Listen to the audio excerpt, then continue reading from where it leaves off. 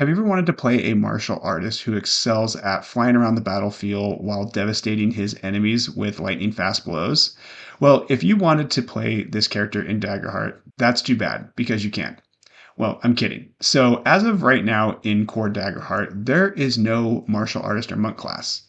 Now, in Daggerheart Hope and Fear, that's going to be released later on this summer, there is a Brawler class that has two subclasses, a martial arts and a juggernaut. But I'm not going to assume that you are able to play with Void content, which is their pre-test content right now. And I'm also not going to assume that you have Hope and Fear. Maybe you just got the core rulebook and that's what you're playing with. And so you want to create a monk in core. And that is exactly what we're going to do. So let's go ahead and jump right into the build. So first, let's talk about the archetype of the monk that we are going to create. So not only are we going to create a fighter who can punch and kick their enemies, but what we're also going to do is base it on a very specific monk archetype that in D&D 5e was considered one of the worst monk subclasses, next to the Way of Four Elements monk. But it's the Way of the Sun Soul monk. And I always thought that this was a really cool and flavorful subclass. And the reason being is because being able to fly and hit enemies and shoot, balls of light at them really let me sort of live my biggest Dragon Ball Z fantasies, which is fantastic.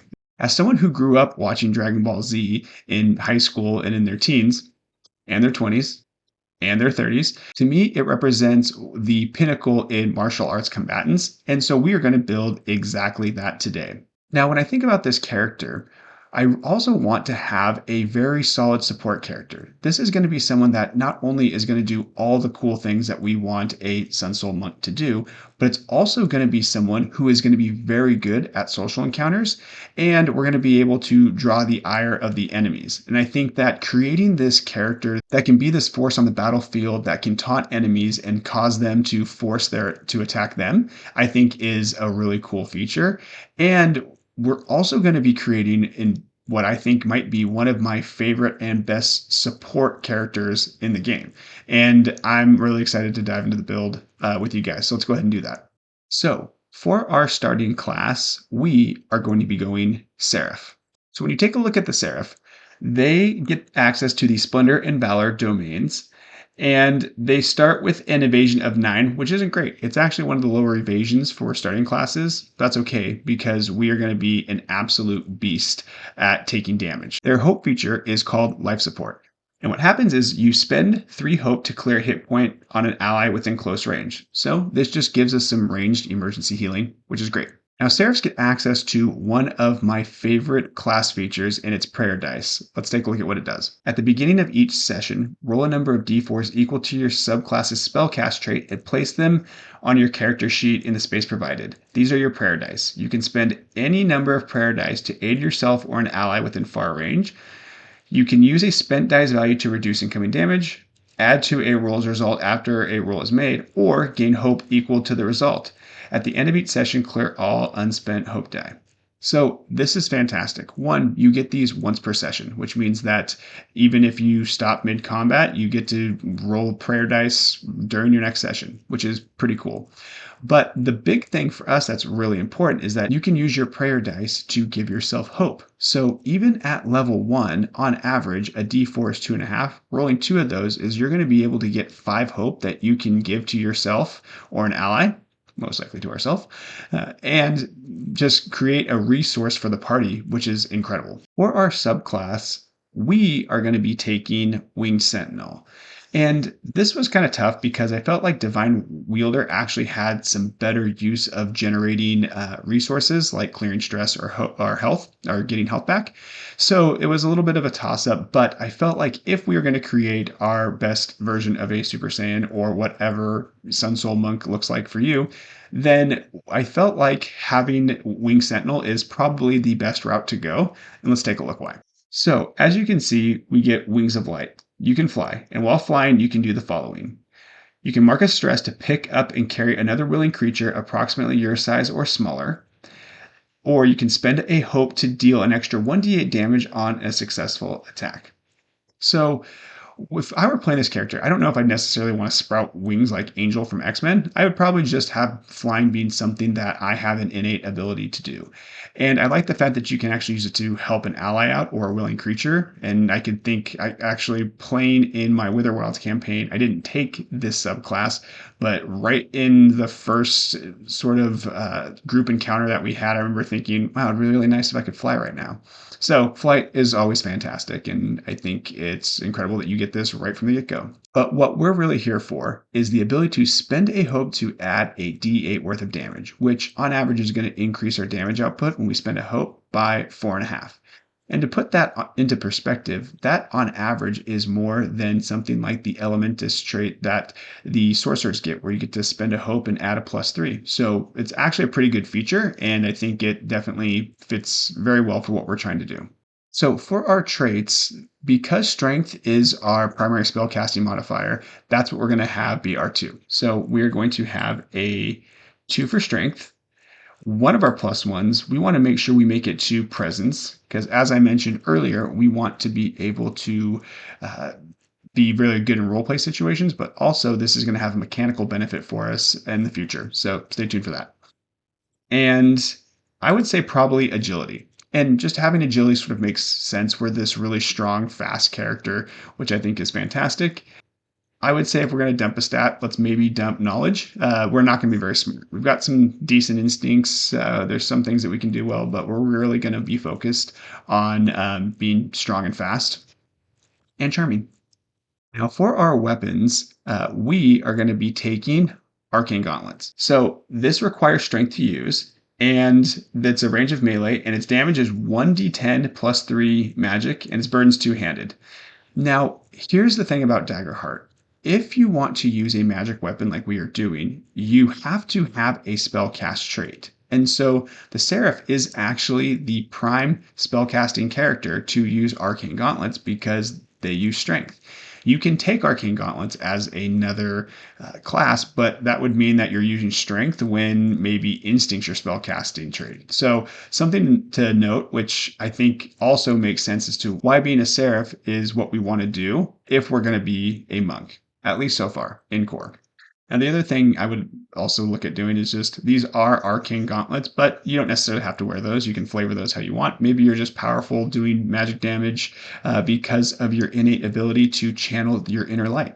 I think that there's a lot of ways that you can spin this to have it fit your table.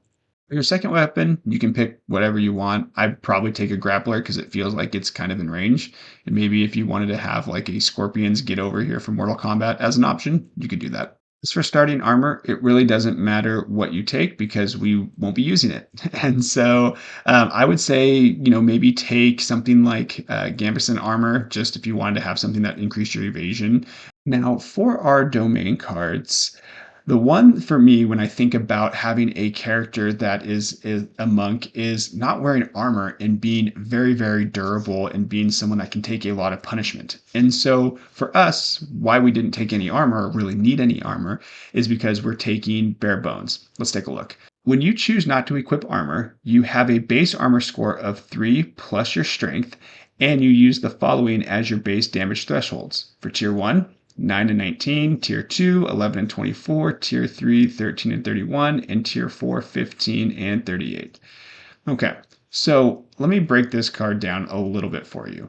In tier 1 of gameplay, which if you're just running a one-shot, this is really the best armor you can equip. And now it is true that if you look at something like, I want to say it's advanced chainmail or legendary chainmail down the line, that probably ends up having a better damage threshold, right?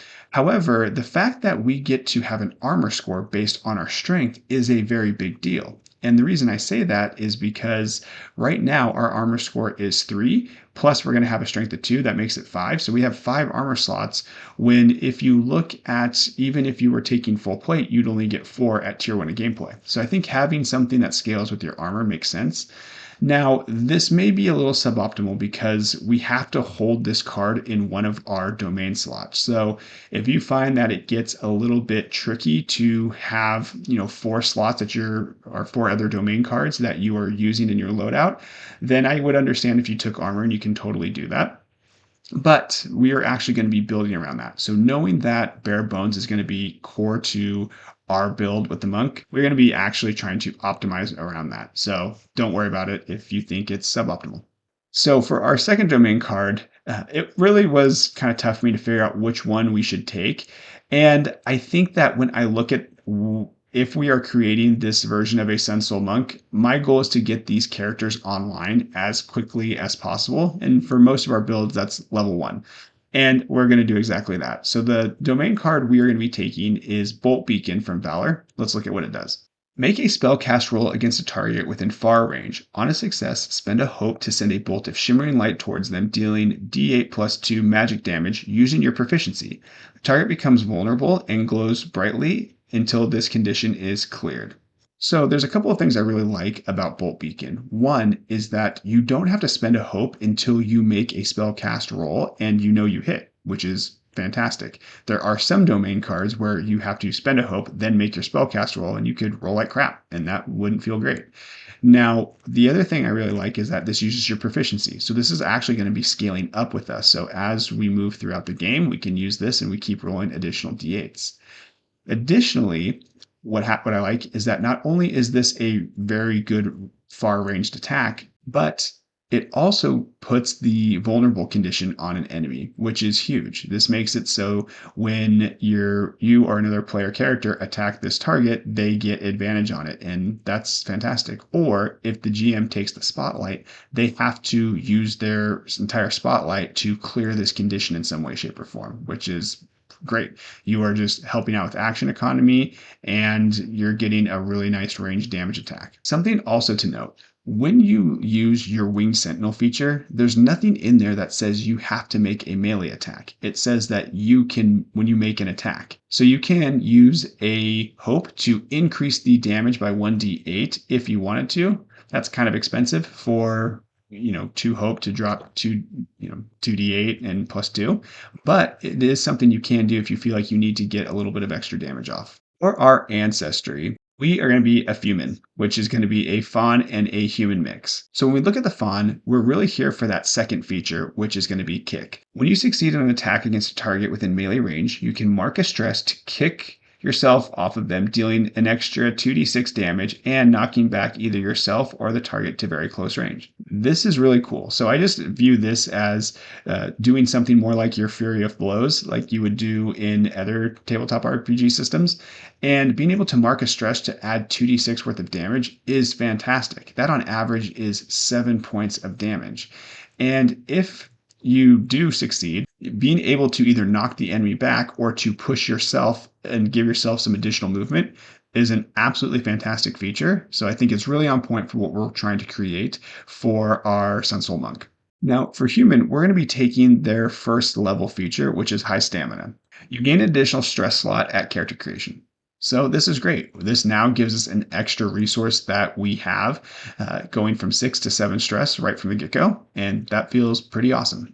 And for your community, it's going to be really pick your preference. For me, I would probably take Seaborn, not just for the mechanical benefit of being able to try to increase my accuracy, but I also feel like maybe my character started out on an island in a small house in the ocean, right?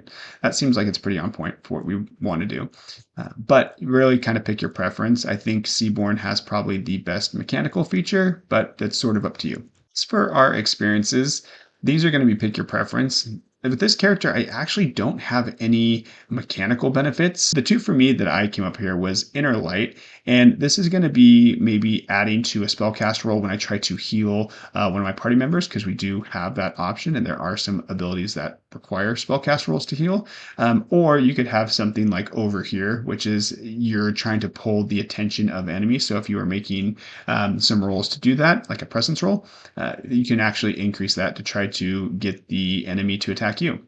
Those would be maybe the two that I would have, but really this is going to be pick your preference. And I don't have any mechanical benefit for an experience, which is, I think, a first in my builds. So here we go. Cheers to new territories. So let's talk a little bit about tactics for this character. So right from the gate, when you make an attack, you are going to be rolling a d10 plus 3, which on average is going to be 8.5. Now, if we choose to mark a stress, we get to add on average 7, which is 2d6 with kick. And if we choose to use a hope, then we also add on average 4.5 from our d8. So if you spend a hope and a fear, you are rolling 1d10, 1d8, and 2d6 for a total average damage of 20 right out the gate.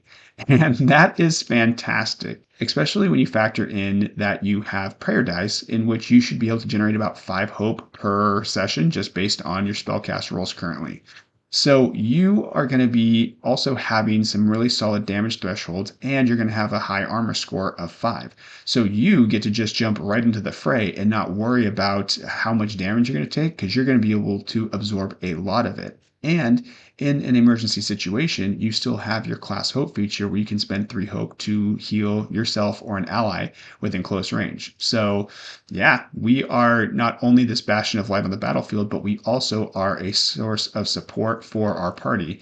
And that is just going to continue to get better as we level up this character. At level 2, we get another experience. So go ahead and mark whatever experience you've done so far in your campaign that you think is going to help you out. But you also get an increase in your proficiency. So now that means we are rolling 2d10 plus 3 for our attacks.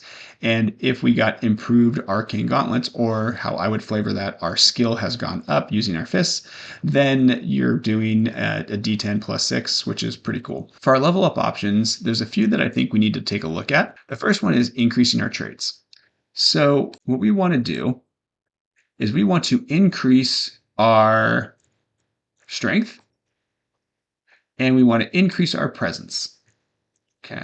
Now, increasing our strength is big, and it's actually one of the things that we want to focus on with this character. Because we have bare bones, we now have 6 armor slots, 3 plus 3. And we get an additional prayer dice, which means that now we get an additional 2.5 to our prayer dice. So it means we're going to have 7 on average, between 7 and 8 approximately, when we roll those 3 prayer dice, which is great. Anytime we get to have more resources for us and our party, the better that is. Now, for our level up option here, I think what we have to do is we have to take an additional domain card. So we're going to be taking 2 domain cards. So one of the domain cards that I really wanted to take right at level 1, but I chose to kind of punt on it until level 2, is Forceful Push. It's probably one of my favorite domain cards for melee combatants, and let's take a look at why. You make an attack with your primary weapon against a target within melee range. On a success, you deal damage and knock them back to close range. On a success with hope, you add a d6 to your damage roll. Additionally, you can spend a hope to make them temporarily vulnerable. Okay, so there's a lot going on here. One, this is additional forced movement. So when you hit someone, you can knock them back to close range. And if we use our kick feature to add that extra 2d6, we can move ourselves back to very close range. So we are creating, basically a separation between you and that enemy between far range. And what I like is that this is going to allow you to control the battlefield even better, right? Kick was already good. Now we can just do this whenever we succeed. And if we succeed with hope, we get to add an additional d6 worth of damage, which is 3.5 on average. So we're adding an additional almost 2 to our damage rolls, which is really awesome. So for our second domain card, we are going to be taking Body Basher. Let's look at this. You use the full force of your body in a fight. On a successful attack using a weapon with a melee range, gain a bonus to your damage roll equal to your strength. Okay, so this is another really fantastic card, because now what we have is the ability to use our strength, which is +3, as a flat addition to our damage. So let's just take a look at just what level 2 does by taking these 2 domain cards. So we have increased our damage roll by 1. So we go from 5.5 to basically 11 from just our damage dice roll. Marking a stress gives us a 2d6, which on average is going to be 7. So right there, we're going to be at 18 points of damage. We add an additional d8 when we use our subclass feature, Wing Sentinel, which then puts it at 22.5 points of damage. We're adding +3 from the weapon attack if you don't have an improved arcane gauntlets, which would be a +6. So that's going to be 25.5. Then we are adding an additional 3 to our damage just from Body Basher, putting us at 28.5. And if we just take the average roll of Forceful Push, that puts us on average over 30 points of damage. So this was a massive power jump for us in terms of how much damage we are doing, and that's fantastic. I love it. In addition, we also added an armor slot because by raising our strength +1, we now have an armor score of 6. So really big level for us, and I love it. So at level 3, what we are going to do is we're going to really focus on increasing our resources. So we are going to just increase our stress slots by 2. So what that means now is that we have 9 stress slots, which is fantastic. It's going to give us the ability to do a lot of resource management. And right now we want to be using that kick feature as much as possible. It's giving us really good damage and the ability to manipulate the battlefield. Now at level 3, we are going to be taking one of my favorite level 3 domain cards, and it is Second Wind. Let's take a look at it. Once per rest, when you succeed on an attack against an adversary, you can clear 3 stress or a hit point. On a success with Hope, you also clear 3 stress or a hit point on an ally within close range of you. Okay, so this is awesome. So let's just say that you get 1 rest in between your encounters, whether it's a short rest or a long rest. What this allows you to do is recover 3 per rest. So that means if you have 1 rest in between your sessions or in between combat encounters, you're able to recover 6 stress back. And if you use this when you succeed with Hope on an attack, you get to pick an ally that recovers as well. So this is fantastic. This is giving us an extra 3 stress in addition to the 2 stress slots that we added, giving us an extra, 7 times 5. You're looking at 35 points of damage potential from just this level before we have to maybe take a long rest to clear all that stress. That's fantastic. Level 3. For level 3 level up options, I think that the one thing that we have to do is increase our HP because, again, we are a frontline character and that feels good. But increasing our HP is just going to give us more survivability on the battlefield. Because we are using bare bones and because we are using arcane gauntlets, we aren't taking any penalties to our evasion for our damage or our armor. So what I think we should do is actually work on increasing our evasion. And this is a character that I'm okay putting some points into increasing evasion because I also feel like not only is it thematic for our character, but we're not just getting back up to par, we're actually doing something that is moving the needle forward from our starting evasion. And this puts our evasion at 10, which is great. For our level 4 domain card, there's one here that really stands out to me, and this is going to be part of why I wanted to increase our presence, is because I want us to be somebody that can draw the ire of the enemy, and this domain card is going to do it. It's going to be Goad Them On, so let's read it what it does. Describe how you taunt a target within close range, then make a presence roll against them. On a success, the target must mark a stress, and the next time the GM spotlights them, they must target you with an attack which they make with disadvantage. I love that. So what you're able to do from a roleplay perspective is be that person who's like, let's say you've got the big bad guy and he's targeting maybe the squishy wizard or the sorcerer, and you get to basically call them out on the battlefield. You make that presence roll, you succeed. Not only does the adversary have to mark a stress, which is reducing their resource pool and some of their more powerful abilities, but then they get to attack you with disadvantage. And this is just awesome. This is just that, like, I just have this image of like you walking out on the battlefield, just calling them out and them turning towards you, allowing your allies to get within safe distance or just to engage. And once you make that presence roll, pass that spotlight to them while they're engaged with them. Let somebody make that ranged attack or jump in and try to help you out. I think that there's a lot of really cool ways you can use this at your table, and I love the fact that now we actually have a mechanical tanking benefit in a tabletop RPG, which is awesome. Like I think it's fantastic. Or maybe you succeed on that success roll, and I'm sure the table would probably be okay with you taking the attack.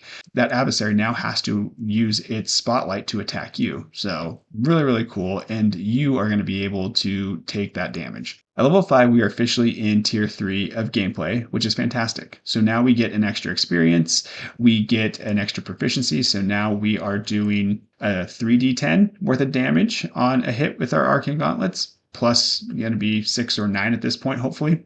Now, for our level up options, I think one of the things that we have to do is we have to jump right into increasing our strength and our presence. And the reason being is because strength does so much for it. It increases our chance to hit, it increases our armor score, and it increases our prayer dice. So now we get an additional 2.5, which on average, because now we have a +4, we're going to be getting 10 from our prayer dice, which is a lot. Being able to generate 10 hope just at will is amazing. And for our second level up option, I think we just have to increase our stress slots.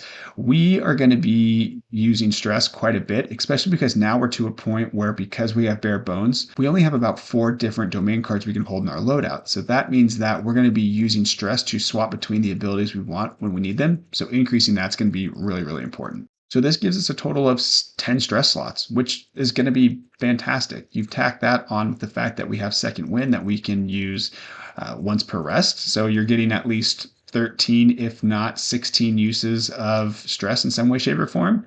That's going to feel really good, and it's going to get even better. Now, for our domain card, I think the domain card that we have to take is going to be Smite. It's actually crazy powerful, and let's read what it does. Once per rest, spend 3 hope to charge your powerful smite. When you next successfully attack with a weapon, double the result of your damage roll.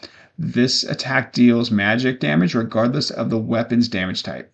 So this is fantastic. So basically, once per rest, we spend 3 hope, which shouldn't be an issue for us, especially with our increased prayer die. And what you get to do is double the damage that you roll. So this is fantastic because if we just looked at level 2 gameplay, we really were doing over 30 points of damage on average. So if we were just to use this feature, we're probably going to be dishing anywhere between 55 and 60 points of damage, which is for sure going to be severe damage on an adversary. And that is really cool. Being able to like charge up this like divine light into one of your strikes and strike an enemy is just absolutely incredible. And I think it's totally on point for what we want to do with our Super Saiyan. I mean, Sun Soul Monk. So at level 6, we're going to be doing something a little bit different for this character. So stay with me. You are someone who stands as an unwavering pillar on the battlefield. You call out enemies to protect your party members, and you have the ability to support them in by healing them, as well as potentially giving them hope via prayer dice. You are just an absolute amazing support character, and the party looks up to you. And so, because they look up to you, we are going to be taking a little bit of a detour into Bard. What? Bard? Yeah, we're going Bard. And there's a couple specific reasons for that. And if you were to roleplay this at your table, I would just assume that this is more of just part of your natural leadership mantle that you are taking up. So let's go ahead and take a look at what Bard's going to do for our character. So the first thing that we're going to do is look at what domain cards that Bards get access to. And it is going to be Grace and Codex. Now remember, when we multi-class, we do not get the Bard's Hope feature. We do get their class feature, and this is one of the main reasons why we're here. Rally. Once per session, describe how you rally the party and give yourself and each of your allies a rally die. At level 1, your rally die is 6. The PC can spend their rally die to roll it, adding the result to their action roll, reaction roll, damage roll, or clear a number of stress equal to the result. At the end of each session, clear an unspent rally die. At level 5, your rally die increases to a D8. So that's fantastic. At the start of every session, you're going to be giving your party members and yourself a D8. And what happens is they can roll that and they can clear stress with that. It's probably the most effective use of it, right? So on average, a D8 is 4.5. So in addition to what we get from Second Wind and the ability to give that to allies, we're now giving them an additional 4.5 on average, 4 or 5 of stress that they can just replenish. And that also applies to you, which is really, really good. So again, we are going to be able to continue to use our abilities as much as possible. And because we only have those 4 domain card slots, I feel less bad about using a stress or two to get an ability into our domain card, which we need. So really fantastic. Now for our subclass feature, the class that I think that we're going to take is going to be Travador. And between that and Wordsmith, I don't think that there's a wrong option. But for Travador, it's not that I'm necessarily going to be playing instruments to give my party benefits, but because I am that bastion for the party and on the battlefield, it's going to allow me to do a couple different things. So the way that I would maybe play this at a table is that instead of busting out a lute and playing some songs, maybe I would be powering up or creating an aura that allows me to do something for my allies, and I think that that could be really thematic. And I don't think it's too far off considering the fact that we are a seraph. But I'll read both of them, and you can really kind of pick your preference here. For Travador, Gifted Performer. Describe how you perform for others. You can play each song once per long rest. Relaxing song. You and your allies within close range clear a hit point. Epic song. Make a target within close range temporarily vulnerable. Heartbreaking song. You and all allies within close range gain a hope. Now, I love this. This is just additional resources for our party. Now, if we look at Wordsmith, you get two options. Rousing speech. Once per long rest, you can give a heartfelt, inspiring speech. All allies within far range clear 2 stress. Heart of a Poet. After you make an action roll to impress and persuade or offend someone, you can spend a hope to add a d4 to the roll. Okay, so this is fantastic because being able to add the d4 to the roll is nice because we're going to be doing a lot of those, and you could just offend someone to try to get their attention if you're going to use Goad Them On. But being able to clear an additional 2 stress is pretty big, and it's for all allies within far range. For me, I just felt like we've got enough use of clearing stress for allies that I wanted to maybe give them hope or to be able to heal them without using my class feature.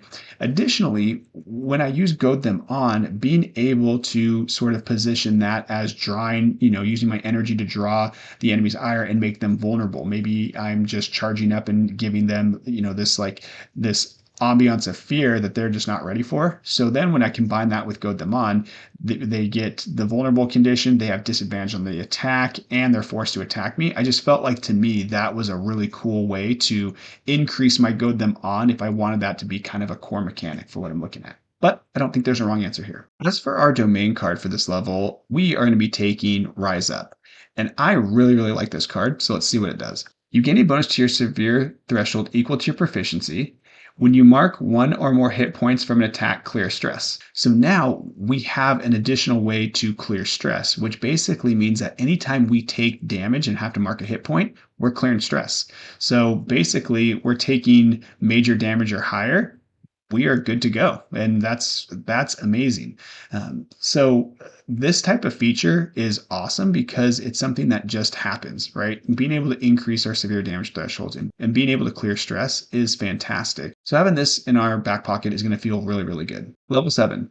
At level 7, I think the obvious choice here is for us to increase our proficiency because that is going to give us an extra d10, so an increase of about 5.5 per attack, which is big for us. So we're going to increase our proficiency, and that's going to take up our whole level up option. So moving on. So for the domain card that we're going to be picking, we are going to be taking Valor Touch. Let's look at it. When 4 or more of the domain card in your loadout are from the Valor domain, gain the following benefits. A +1 bonus to your armor score. When you mark 1 or more hit points without marking an armor slot, clear an armor slot. So this is really cool. We're going to have a ton of Valor cards inside of our loadout, so this just makes this sort of a no-brainer. So now we're increasing our armor score by 1, which gives us an armor score of 8, and that's going to feel fantastic. What I really like about this is it gives us more flexibility in how we mark armor slots compared to health. If we take minor damage, we can say, hey, let's go ahead and take that HP right now and gain an armor slot back. And that's totally fine. It just gives us more flexibility in how we're going to be that absolute monster of a tank in the battlefield. Level 8. We are now officially in tier 4 of gameplay. So you get another experience that you get to make up, and you get to increase your proficiency as well. So now our proficiency is going to be 5. For our level up options here, I think that we should just jump right in and increase our proficiency one more time. So now we go from rolling 4d10 from last level to rolling 6d10, and that's going to be an 11 points of damage increase on average just from jumping from level 7 to 8, which is going to feel great. For our level 8 domain card, this is going to be a really cool one for us, and the one that we are going to take is Full Surge. Let's read about it. Once per long rest, mark 3 stress to push your body to its limits. Gain a +2 bonus to all your character traits until your next rest. Okay. If there ever was a push your body to the limits Dragon Ball Z domain card, it's this one. So this does some really big things for us. By pushing our traits up by 2, all of them, right? Taking a look here, you can see that our strength is going to jump to 6, our presence is going to jump to 5, our knowledge is actually going to be positive, +2 to finesse instinct, and we're going to have +3 to agility. So having a +6 to your strength is massive for us for a couple of reasons. One, it increases our damage. So we're now doing an additional 2 damage. So it's giving us 6 flat damage total because of Body Basher. And because we have bare bones, we now have 10 armor slots because we have 3 plus 6 from our strength store. Because remember, we've pushed it up by 2. So we've got that. And then we have the Valor Touched that makes it 10. So altogether, having 10 armor slots is going to be incredibly awesome. Being able to have 10 armor slots right now is big. In addition to your health point pool, which should be about 7 right now, you're going to be able to stand in there for a very long time. And you've got your thresholds that have increased as well. So this is going to make you just that much tankier. And it's fantastic. Level 9. So at level 9, the character level up options that we're going to do is going to increase our traits. So let's go ahead and do that. We are now increasing our strength to 5, our presence to 4. And this is big because now if we use full surge, that becomes a 7, which means our armor score becomes 11, and we're adding an additional 7 flat damage to our attacks from Body Basher. So really big power spike for us there. For our second level up option, I think what we need to do here is we need to actually take another domain card. And we're going to take a look at the domain cards that we're going to take for this level up. So one of the domain cards we're going to be taking is going to be Stunning Sunlight. Let's take a look at it. Make a spell cast roll to unleash powerful rays of burning sunlight against all adversaries in front of you within far range. On a success, spend a number of hope and force that many targets to succeed against to make a reaction roll. Targets who succeed take 3d20 plus 3 magic damage. Targets who fail take 4d20 plus 5 magic damage and are temporarily stunned. While stunned, they can't use reactions and can't take any other actions until they clear this condition. Okay, this is incredible. So if we're really going to make a character that's based on the Sun Soul Monk that does get some version of like a fireball, or if you are creating something like I am that's like Dragon Ball Z adjacent, that's basically you dropping Spirit Bomb on whoever's in front of you, which is absolutely incredible. So this is kind of a funny little spell. And the reason it's funny is because you make a spell cast roll to see who you're going to hit. And then the adversaries make a reaction roll, of 14 to see how much damage they take. Just seems like that there's a little bit of redundancy here. But anyways, it's still really cool. So the fact that you can spend the number of hope, let's say there's 4 enemies in front of you, you can then, because we have prayer die, just, load up on hope, drop this ability on as many enemies as we want to, and it's going to deal a ton of damage. To put this into perspective, 3d20 is almost 35 points of damage, and it's about 45 points of damage when you succeed with the 4d20 plus 5. So this is a very, very powerful spell for all the enemies who are taking it. Plus, they're stunned, which means that they can't take any action. So you are completely debilitating everybody that's being hit with this attack on the battlefield, which is fantastic. For our second domain card, I think there's 2 really good options to take, and I'm going to have you pick between them. For me, I'm going to be taking Overwhelming Aura for a couple of reasons. One, let's look at the card. This just screams like I'm charging up and drawing all the attention. That's basically the first thing I think of. But what it does is you make a spell cast roll of 15 to magically empower your aura. On a success, spend 2 hope to make your presence equal to your spell cast trait until your next long rest. While this spell is active, an adversary must mark a stress when they target you with an attack. So this is really cool. It's not a huge deal of increasing our presence roll because our presence is actually pretty good. It's going to be a 4, so this really gives us a +1 to it. This kind of works really synergistically with Goad Them On. So for example, if we use Goad Them On and we force them to, and we make a presence roll and we succeed against it, that enemy has to mark a stress. and they have to attack us the next time that they take the spotlight. So what you're doing is forcing them to mark a stress. They now have to attack you with disadvantage. You can use your Troubadour feature to make it so that that's the enemy that gets advantage on the next attack. And since they do attack you, they mark a second stress.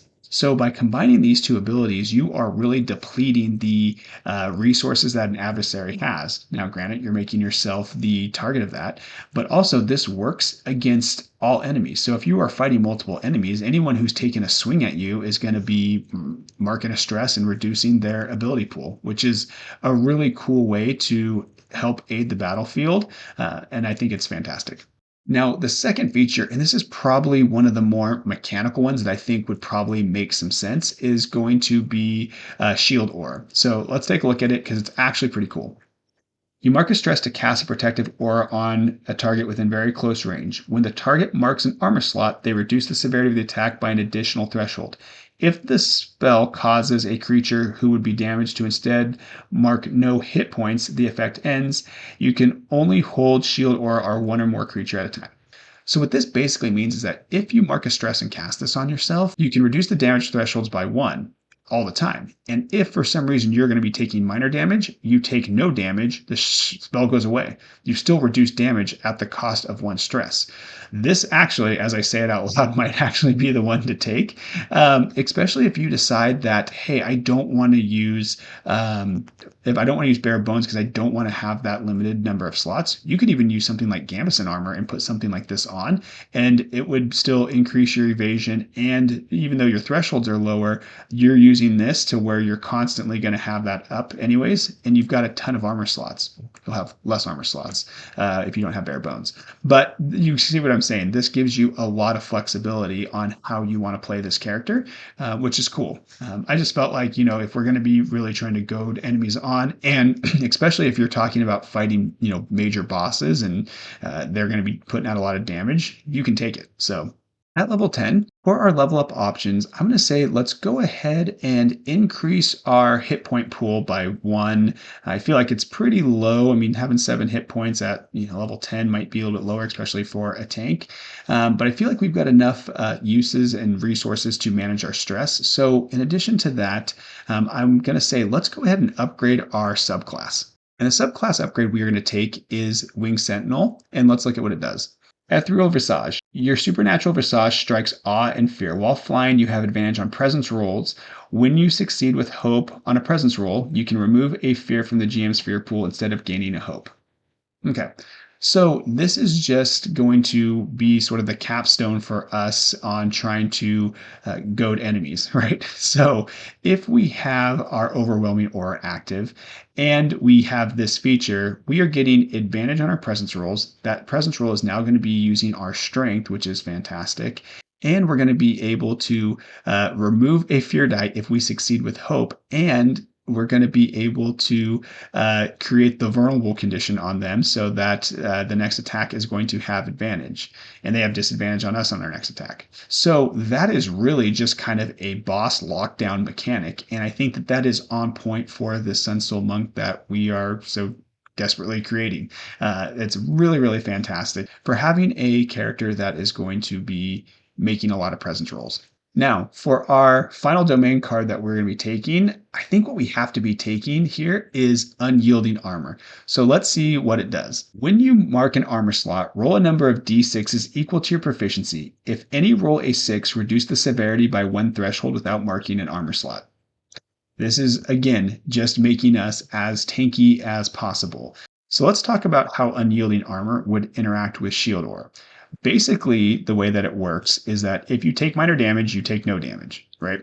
Now, if you take major damage, you are reducing that to minor damage. And if you choose to mark an armor slot, you can roll that d6 to see if you even mark an armor slot. So what you then have is the ability to, if you roll a 6, to not mark any health on major damage. Now, here's the key part. If you do pull that off, you lose the shield aura, because when you would mark no hit points, you lose that benefit, which is still fine because basically you're marking a stress and you're potentially reducing major damage to 0. To put this in perspective, when we have a proficiency of 6, so this means that there is like a 67% chance almost that we are going to be not marking an armor slot. And if we take severe damage, there's a very strong possibility that we are maybe only marking 1 hit point just from the fact that we are reducing the severity by 1, marking the armor slot, which then we would roll the d6s. And if we don't mark an armor slot, we're just taking 1 hit point of damage. And if that's the case, we then get a health back from our previous feature, Rise Up. So there's a lot of different things that this character can do to generate resources, and I think it's going to make them an absolute monster on the battlefield. In fact, it might actually frustrate your DM with how difficult it's going to be to damage you, and I'm okay with that. The other thing that I like about this character, which is unique, is a lot of times if you look at another tanking class, the Guardian, they have that unstoppable feature. Unstoppable is fantastic, but it only works against physical damage. For us, it doesn't matter what damage we have. We are going to be able to negate it in a lot of different ways. Doesn't matter if it's physical, doesn't matter if it's magical. You're just going to be a damage negation machine, and that is fantastic. And not only are you just going to be able to tank a bunch of damage, but you're also going to be able to put out a ton of damage. So with this proficiency of 6, you are putting out 6d10, which is going to be about 33 points of damage on average. If at this point you have legendary arcane gauntlets, which hopefully you do, that's an additional 12 points of damage. And if we then mark a stress to use kick, we are going to be adding on average 7 points of damage. We then spend a hope to add an additional d8 at 4.5 on average. So altogether, you are putting over 63 points of damage on average, which is fantastic. And you still have the ability to drop a smite if you really want to double that to about 125. Not that you should, that's probably overkill, but you can do it. And you probably should at least once. So when I look at this character, you are an absolute powerhouse, and I think it's fantastic. And this might be one of my favorite builds simply for the fact that it is so thematic and on point with all the different things that we can do for our Sun Soul Monk. And that is it. We have actually created a monk in core. I think that this character is super flavorful. I think the fact that we get to be, we just get to play something that's a little bit different at the table. I don't think when people think of monks, they think of face of the party, right? I don't even think they think of tanks, but yet we are that. We are this indestructible wrecking ball of a force that is hitting our enemies so hard, and that's going to be a very fun character to play. I also like the fact that we have ranged abilities. We have ranged abilities, and we get the ability to be the face of the party.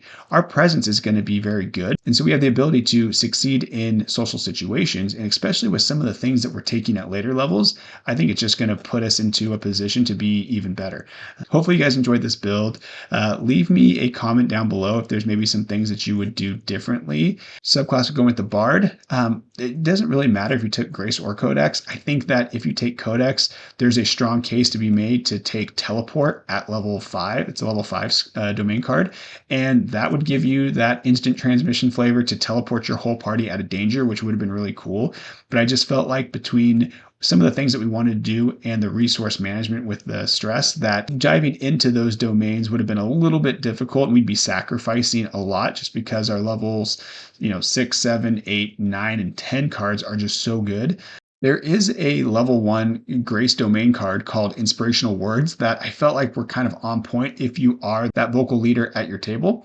And what it basically does is it allows you to clear a stress, clear a hit point, or allow an ally to gain a hope, and it's equal to your presence. And so you would basically be getting a 3 or a 4 to that. And if you were to use Overwhelming Aura, that has some good synergies to where you would get an extra use of that. Another way to increase your support capabilities for your party, but I think you're kind of doing enough for everyone. So anyways, that's the build. And if you like this video, please subscribe to the channel. I'm trying to put these videos out every week, and so far we've done that. But yeah, having your subscription and your views is very much appreciated. So until next time, I hope that you roll with hope.